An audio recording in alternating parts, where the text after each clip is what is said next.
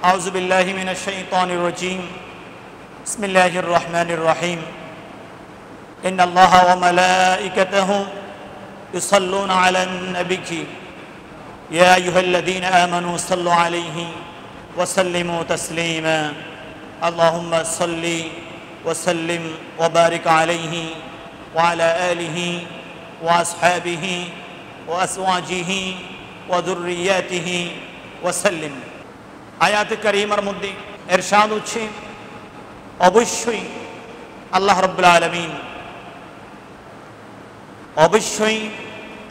আলামিনের ফেরেশতাগণ সব সময় বিরতিহীনভাবে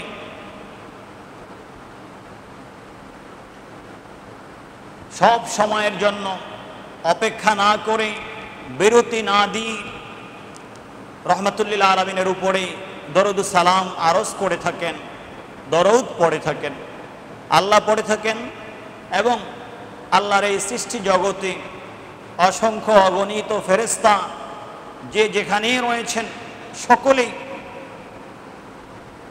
তাদের নির্দিষ্ট ওজিফা, তাদের নির্দিষ্ট ইবাদত, তাদের নির্দিষ্ট ওজিফা পালনের পাশাপাশি দায়িত্ব পালনের পাশাপাশি রহমাতুল্লিল আলামিনের উপরে দরুদ সালাম পড়ে থাকেন। সুতরাং হে মুমিনগণ, হে আমার বান্দাগণ, হে মুমিনগণ, তোমরাও তার উপরে আমার হাবিবের উপরে সাল্লাল্লাহু আলাইহি ওয়াসাল্লাম আমার হাবিবের উপরে তোমরাও দরুদ সালাম পড়ো, দরুদ শরীফ পড়ো এবং পরিপূর্ণ আদবের সাথে যেন আমার হাবিবের শান উপযোগী হয়, আদবে যেন একটুও কম না হয়, আমার হাবিবের সাথে পরিপূর্ণ আদব বজায় রেখে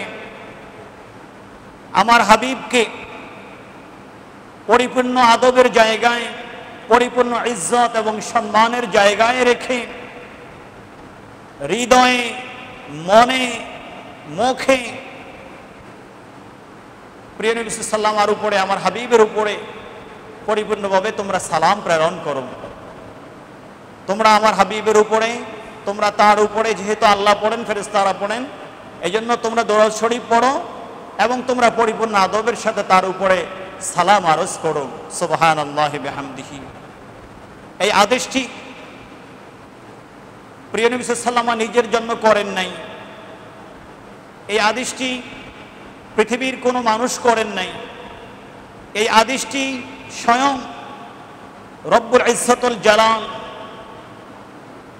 স্বয়ং আমাদের সকলের রব আল্লাহ আমাদেরকে করেছেন, আমাদের থেকে চেয়েছেন, আমাদেরকে আদেশ করেছেন আমরা প্রত্যেকে যেন তার হাবিবে পাকের উপরে দরুদ শরীফ পড়ি, তার হাবিবে পাককে পরিপূর্ণ আদবের সাথে আমরা সালাতু সালাম প্রদান করি। সুবহানাল্লাহ। এখান থেকেই বিষয়টির গুরুত্ব সকলের কাছে একেবারে স্পষ্ট হয়ে যায়, কারণ যেই বিষয়টি আল্লাহ নিজে করেন, যে বিষয়টি আল্লাহ সকল ফেরেশতাদেরকে আদেশ করেছেন, সকল ফেরেশতারাও করেন এবং এটার গুরুত্বকে উপস্থাপন করে আমাদেরকে বলা হয়েছে তোমরা সকলে করো। এই বিষয়টির গুরুত্ব এখান থেকে অনেক বোঝা যায়। এজন্যই ইমাম নববী আলাইহির রহমা এখন থেকে যিনি 800 বছর পূর্বে দুনিয়া থেকে পর্দা করেছেন, ইসলামী শরীয়তের তরিকতের অনেক বড় দরজার একজন ইমাম ছিলেন। হাদিসের জগতে দ্বিতীয় বিখ্যাত কিতাব বুখারী শরীফের পরে যে কিতাবের স্থান সহিহ মুসলিম, সহিহ মুসলিম শরীফের যিনি বিশ্ববিখ্যাত ব্যাখ্যা গ্রন্থ রচনা করেছেন, আজ পর্যন্ত এইরকম ব্যাখ্যা আর কেউ লিখতে পারে নাই। যিনি ইসলামী শরীয়তের উপরে আল মাশমু আলাল মুহাজ্জাব নামে 20 খণ্ডের বিশাল আকারের কিতাব রচনা করেছেন, যিনি হাদিস শাস্ত্রের বিভিন্ন বিষয়কে বিশ্লেষণ করে, আরবি ভাষার বিভিন্ন বিষয়কে বিশ্লেষণ করে 40 খণ্ডে তাহযীবুল আসমা ওয়াল লুগাত কিতাব লিখেছেন। 40 হাদিসের কিতাব। আরব সমাজে আমাদের দেশে যেভাবে কায়দা, এক সময় আমাদের ছোটবেলায় কায়দায় বগদাদি, এখন হচ্ছে নুরানি কায়দা, যখন যেটা আসে আমাদের প্রত্যেকের কাছে, কে মাদ্রাসায় পড়ে কে স্কুলে পড়ে, প্রত্যেকের কাছে যেভাবে কায়দা, এটা প্রসিদ্ধ, সবাই কায়দার ব্যাপারে জানে। মাদ্রাসায় পড়ুক বা স্কুলে পড়ুক, এটা প্রসিদ্ধ। মুসলমান সন্তান বললেই তারা কায়দাকে চিনে, তারা মক্তবে কায়দাকে পড়েছে। ঠিক আরব বিশ্বে মুসলমান সন্তান বললেই তারা চিনে কোরআনে কারিমের সাথে আরেকটি কিতাব তারা ছোট্টবেলায় মক্তবে মুখস্থ করে ফেলে, সেটা হচ্ছে 40 হাদিসের কিতাব। যে কিতাবটিতে মধ্যে 40টি হাদিস জমা করা হয়েছে। 40 হাদিসের কিতাব, 40টি হাদিসকে সমন্বয় করে এই পর্যন্ত অনেকে কিতাব লিখেছেন। তার মধ্যে যার কিতাবটি সবচেয়ে বেশি প্রসিদ্ধতা লাভ করেছে আরবে আজমে, মাশরিক মাগরিব শামাল জুনুব, সারা পৃথিবীর সর্বত্র, তিনি হচ্ছেন ইমাম আন-নববী রাহমাতুল্লাহ আলাইহি। রিয়াদুস সালিহিন হাদিসের কিতাব লিখেছেন, অনেক কিতাব তিনি লিখেছেন। মাত্র 45 বছর তিনি জীবিত ছিলেন, হায়াত পেয়েছেন।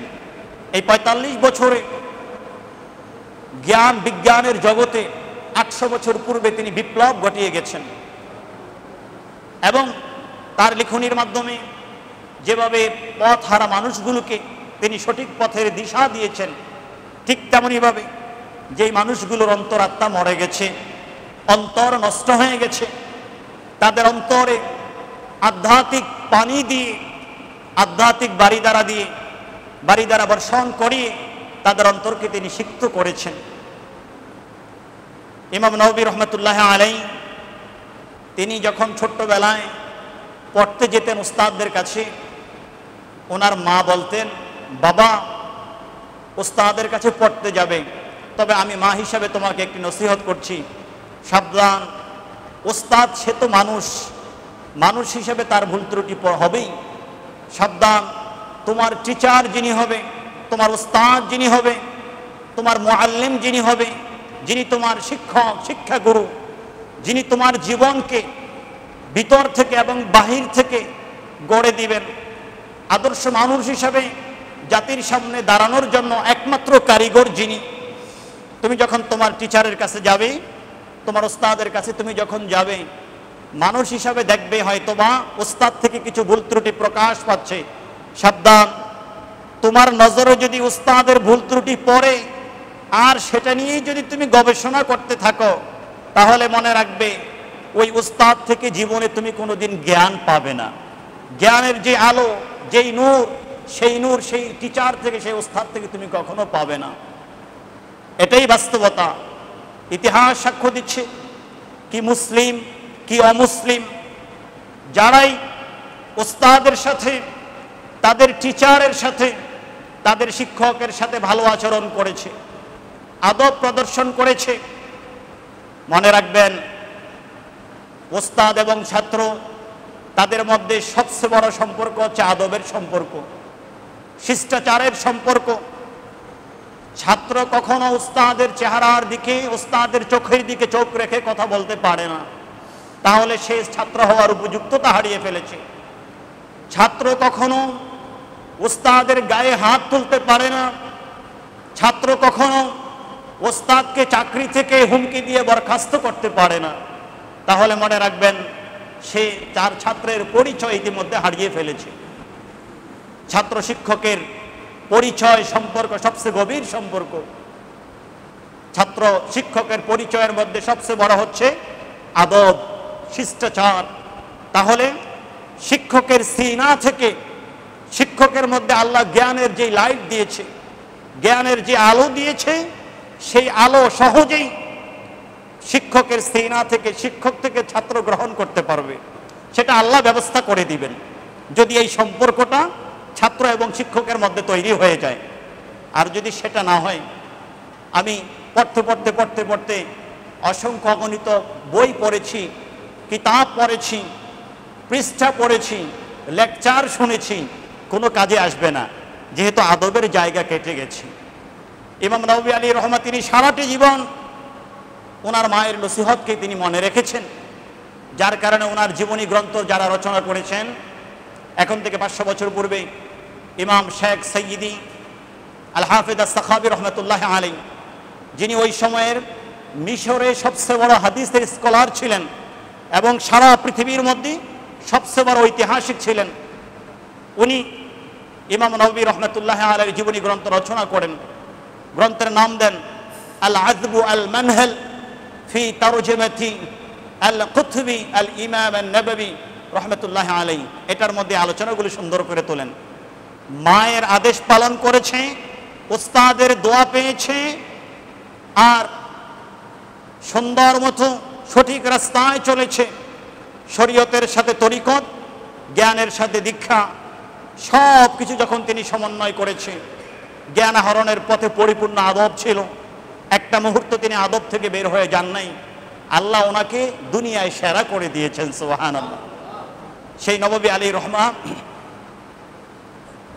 তিনি এতগুলো কিতাব যিনি লিখেছেন, 45 বছরে যিনি বিপ্লব ঘটিয়েছেন শিক্ষার জগতে, জ্ঞান বিজ্ঞানের জগতে, সেই ইমাম নববী আলাইহির রহমত তিনি মুসলিম শরীফ রচনা করেছেন। হাদিসের দ্বিতীয় বিখ্যাত গ্রন্থ, প্রথমটি হচ্ছে বুখারী শরীফ আর দ্বিতীয়টি হচ্ছে মুসলিম শরীফ।